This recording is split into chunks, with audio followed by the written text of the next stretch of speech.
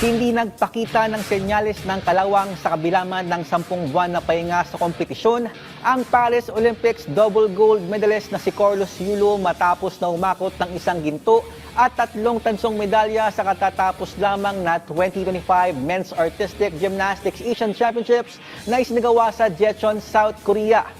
Nakuha ni Kaloy ang kanyang buena manong medalya noong Biyernes kung saan nakasungkit siya ng bronze sa individual all-around event matapos na makapagtala ng kabuuang score na 83.633. Nakapasok din si Kaloy sa 5 aparatos finals nito lamang weekend kung saan naman nakapagbulsa siya ng gold medal para sa kanyang pet event na floor exercise, bronze medal para sa vault at bronze medal din para sa parallel bars. Samantala, panalo rin ang kanyang nakababatang kapatid na si Carl Eldo Yulo para sa juniors division na nakakupo ng silver medal sa vault finals.